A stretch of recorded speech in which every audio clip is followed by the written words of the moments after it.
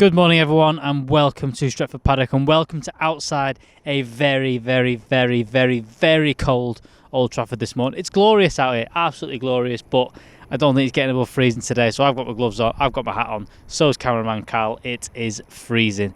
Straight into it this morning, we're talking about last night's FA Cup as well as some transfer news for you this morning. So straight into it, from last night we are looking at the FA Cup and we are looking at more potential opponents for Manchester United in the quarter-finals of the FA Cup.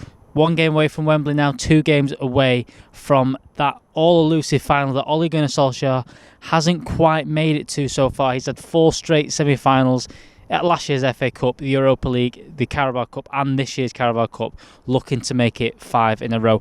Those potential people that he could be playing in the quarter-finals, we've got Bournemouth, Manchester City, Leicester, Everton, Sheffield United, and then we've got Chelsea or Barnsley, Wolves versus Southampton.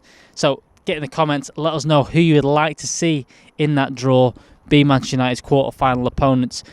I mean, Manchester City are obviously going to get Bournemouth, aren't they? There's no chance they're not going to get Bournemouth, but looking likely, who are Manchester United going to get? Is it going to be another tie against Everton after they scraped through against Tottenham last night? Is it going to be a tie against Wolves? Because we seem to play them in every single cup competition. But let me know in the comments, who do you think Manchester United are going to draw in the quarter-finals of the FA Cup? And just on that, if you want to see our reaction from the quarterfinals of the FA Cup, we will be doing a Paddock live tonight. That's at 9 o'clock. The draw should be about 7:45 tonight before the last rounds of games. So make sure you tune in. Paddock live tonight. So make sure you're hitting that subscribe button and joining the lads at 9 p.m. So after last night's game, we had some also news that another player had been racially abused on social media following performance. That was Jan Dander from Swansea after their game against City last night. This follows yesterday. Instagram came out with a statement saying that they were doing more and more to prevent all this kind of stuff. What they are now doing is that if there is a direct message or something like that sent towards a player or towards anyone that is racial abuse, that person will now not just be suspended and potentially have their account back, they will be banned from Instagram. Now, a lot of people jumping on that, saying people will just make new accounts, and this makes the whole thing about this anonymity on social media and the problems that faces every single club and every single person that's getting abused in these cases, that people just don't know who these people are. It's a lot of faceless accounts. It's accounts that are created without using a phone number or an email address or anything that they can actually trace someone on, and it's just hard to manage. The solution I've mentioned before, maybe there's some kind of ID process, but like a lot of people have pointed out, is that the right thing, giving these social media companies more and more data? But something has to be done. Something has to be set up so it's traceable. I don't think anyone has the right to be anonymous on these sites and has the right to be able to abuse people and get away with it. Scott McTominay came out yesterday in support of Axel Tuanzebe, all the Manchester United players and all the players across football that have been racially abused in the past few weeks.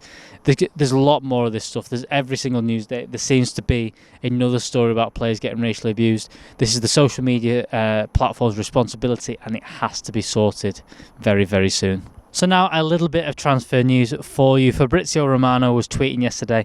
Now, Manchester United are obviously now looking for a centre-back this summer. This seems to be one of the number one priorities. Obviously, last summer was Jadon Sancho, right winger, that didn't come off.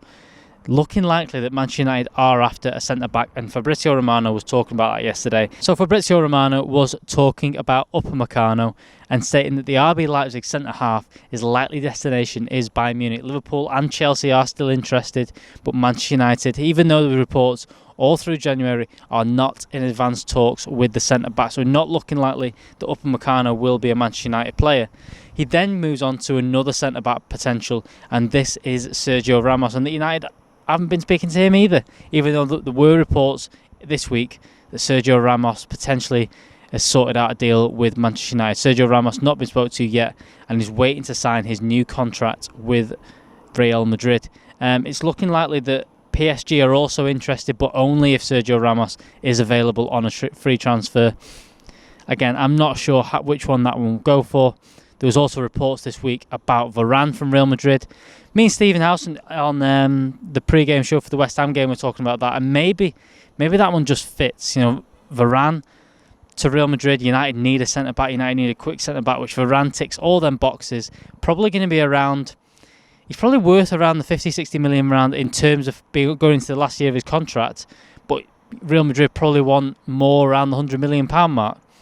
Similar situation to Paul Pogba, going to last year of his contract, probably worth in Manchester United's eyes over the 100 million mark, but probably with only 1 year left, probably only be able to get 50-60 million. So maybe that one is up for a swap deal. I keep a close eye on that one. Also, this week we got linked to Koundé from Sevilla and Konate from RB Leipzig. Centre-back looks like the position Manchester United are most interested in strengthening in. Let us know. What do you guys think? Is centre-back where we need to be strengthening most? Do we need someone in midfield? Do we need another forward? I think all of the above is the answer to be genuine title contenders for the next few seasons. Where we're going to get this summer, I think centre-back is probably going to be the first port of call for Manchester United. So that is all from me this morning outside a very, very cold Old Trafford. As you can see, beautiful blue skies, but freezing cold. We'll be back later today. We have got the Youth View with David Prick coming out very, very shortly. Also, we have, as mentioned before, Paddock live at 9 p.m. tonight with Jay Motti and Joe Smith. They'll be looking at all Manchester United news, as well as who will be facing in the quarter-finals of the FA Cup. Like I said, that is all from me. I've been Alex, and I'll see you next time.